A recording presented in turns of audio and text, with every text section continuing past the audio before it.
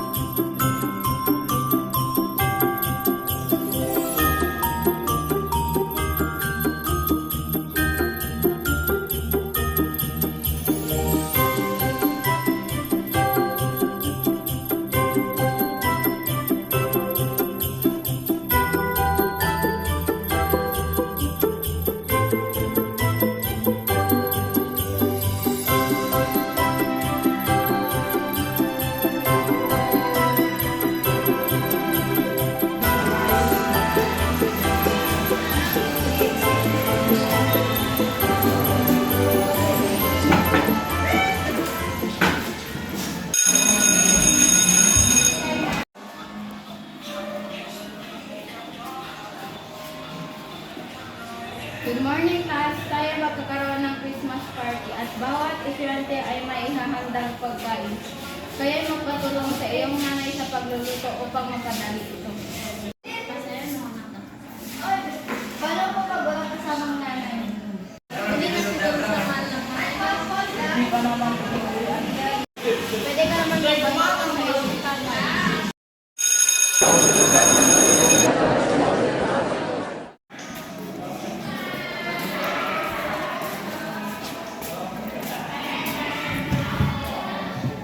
Friend, hindi pa talaga uwi ang nanay mo kasi Hindi kasi siya pinayagan ng amin.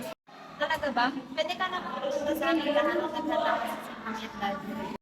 Buti pa sa inyo nakakasama mo lagi ang mga magulang. Ano kayang pakiramdam mo? Napakasaya, friend, na lagi kang may sasandalan sa lahat ng mga problema. Sana maranasan mo yan.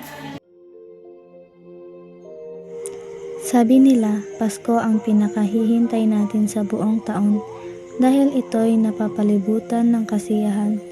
Ito ay buwan kung saan nagsama-sama lahat ang ating mga pamilya. Ngunit bakit hindi ko iyon naranasan? Napakadaya naman ng mundo. Tama nga sila, hindi ako mahal ng aking ina. Ano pa kaya ang silbi ng Pasko? Hindi ko maiwasang marinig ang iyong kilos. Alam kong mahirap na mawalay sa iyong ina, ngunit isipin mo rin na walang ina na nais na mawalay sa iyong anak. Tandaan mo, kahit hindi mo man maramdaman ang yapos ng iyong ina, alam kong mahal na mahal ka niya. Maraming salamat po sa mga sinabi niyo. Napagtanto ko po na mahal ako ng aking ina.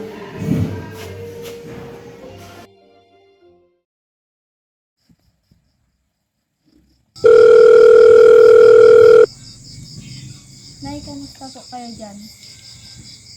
Okay lang naman ako, anak. Nay, alam mo ba napakaraming dekorasyon sa aming paaralan para sa Pasko? Talaga ba, anak? Opo, Nay. Kailan po ba kayo uwi para sabay-sabay po tayo sa Pasko? Pasensya na, anak. Hindi pa kasi ako maaaring umuwi ngayon. Ah, ganun po ba, Nay? Sige po, mag-ingat na lang po kayo dyan, ha? Oo naman, anak. Sige, anak. Tawag na lang po ulit pag may oras. Mahal na mahal kita. Kailan kaya ulit tayo mabubuo? Anak, kakain na. Tay, maaari mo po ba akong tulungan sa pagluluto para sa aming Christmas program? Pasensya na anak, busy pa kasi ako sa aking mga trabaho. Ganun po ba? Magpapatulong na lang po ako kay Lola sa pagluluto. Magkakasama na kami sa Pasko.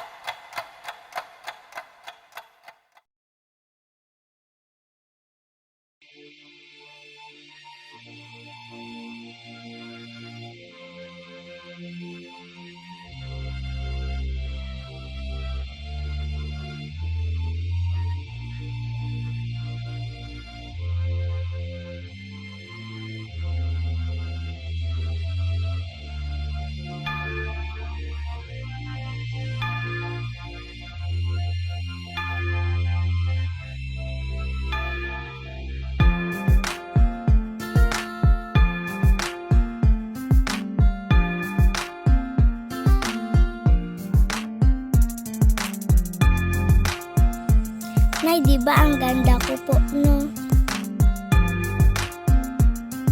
Alam mo po na excited ako sa Pasko. Nay, dapat po ikaw ang laging magbibihis sa akin. At susuotan mo ako ng maganda para sa Christmas party namin.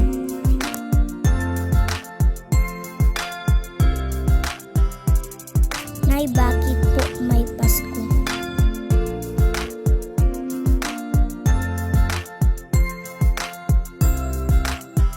Nay, ganito po tayo palagi at naglalaro at magkasama.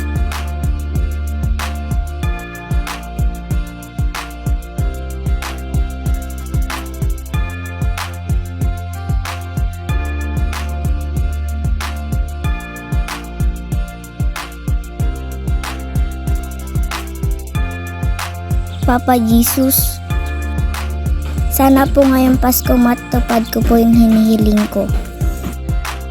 At sana hindi kami magkakahiwalay.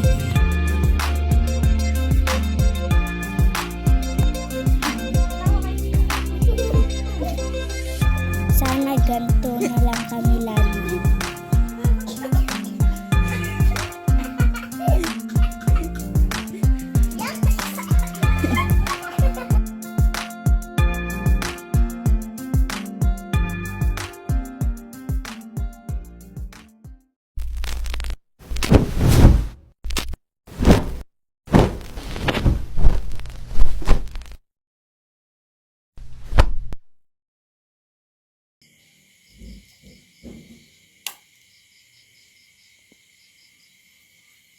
Panaginip lang pala lahat ng yun.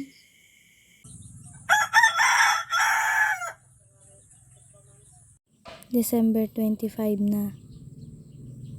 Pero bakit hindi ko pa rin nararamdaman ang diwa ng Pasko?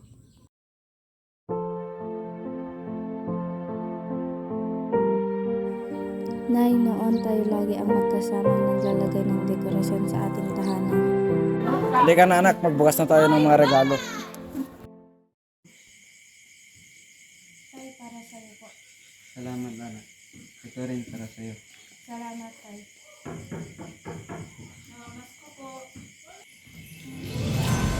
Miss po kita. Bakit hindi mo sinabi na uuwi ka?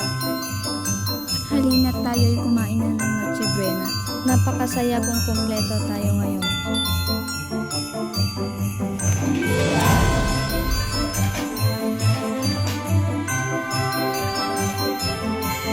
Sana ganito na lang tayo lagi. Itong larawan na ito ang pinakapaborito kong larawan naming tatlo. Abot langit ang aking saya dahil sa maiksing panahon na yun ay naramdaman ko muli ang diwa ng Pasko. Sa ilang taon na aking pangungulila sa kalinga ng aking ina, ako'y pinagbigyan ng Panginoon na mayakap at nakasama muli ang aking ina. Marami mang nagbago sa bawat paglipas ng panahon. Ngunit isang bagay lang ang sigurado ako. Ang munting batang nasa aking noon na punong-puno ng pagmamahal at pag-asa ay mananatiling buhay sa aking puso. Hindi man perpekto ang aming pamilya at minsan ay hindi magkaintindihan, alam kong sa huli kami lang din ang magdadamayan. Hindi lang pala kaligayahan ang hatid ng bawat Pasko. Ito rin ay may kaakibat na responsibilidad, parte ng buhay ng pagtanda. Nandyan ang Pasko para magsilbing gabay na sa bawat taon na lumilipas. Huwag mong kalilimutang ngumiti. Huwag mong kalilimutang maging masaya. Huwag mong kalilimutang magmahal. Sa bawat pagpatay-sindi ng mga ilaw na ito, nagpapahayag na sa bawat kadiliman ng ating buhay, mayroon pa ring liwanag na nababalot sa atin. Ang Pasko pala ay hindi lamang para sa mga bata. Ito rin pala ay para sa mga taong punong-puno ng pagmamahal at walang sawang naghihintay para sa kanilang mga minamahal.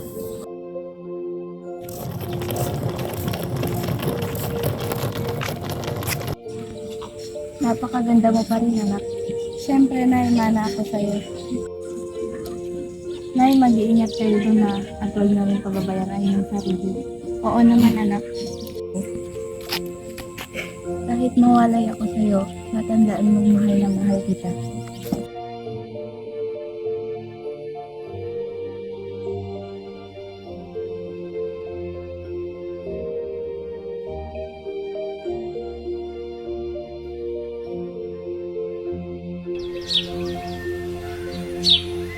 Mahal na Diyos, sa pagdiriwang ng Pasko, kami ay lumalapit sa iyo na may pusong puno ng pasasalamat. Salamat sa iyong walang kondisyong pagmamahal at sa mga biyayang pinagkaloob mo sa amin sa buong taon. Sa kabila ng mga pagsubok at hamon, nariyan ka upang kami ay gabayan at bigyan ng lakas. Sa espesyal na okasyon, ito'y naway tulungan mo kaming ipakita ang pagmamahal at malasakit sa aming kapwa. Bigyan mo kami ng pagkakataon na maging liwanag sa buhay ng iba, lalo na sa mga nangangailangan. Naway ang aming mga salita at gawa ay magdala ng kagalakan at pag-asa sa mga tao sa paligid namin. Panginoon, sa pagdiriwang ng kapanganakan ni Jesus, naway mapuno ang aming mga puso ng kapayapaan at kagalakan. Pinagpanalangin namin ang pagkakaisa sa aming kapamilya at komunidad. Naway ang diwa ng Pasko ay magdala sa amin ng pagmamahalan at pagkakaintindihan at tulungan kaming maging mas mapagpatawad at maunawain sa isa't isa.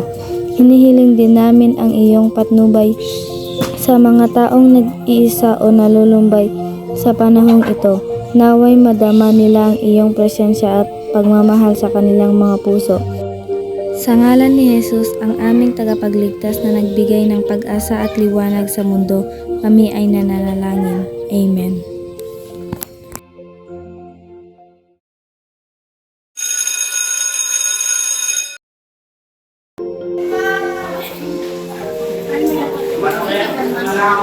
Alam mo, nag-enjoy ba yan sa Pasko?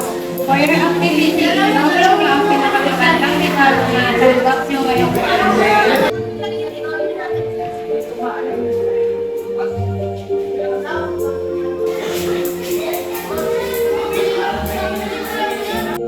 Ipasa nyo na ang iyong mga activity.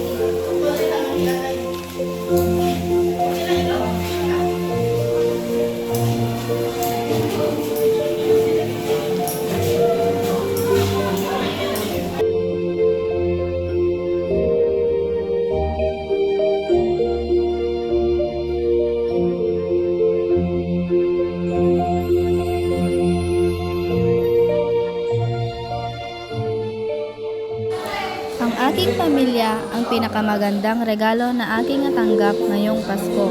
Hindi man ito material na bagay na gusto ng iba, para sa akin, kontento na ako sa simpleng pagsasama naming pamilya. Ang maiksing pagsasalo namin ang bumuo sa puwang sa aking puso na matagal ko nang inaasam na maramdaman.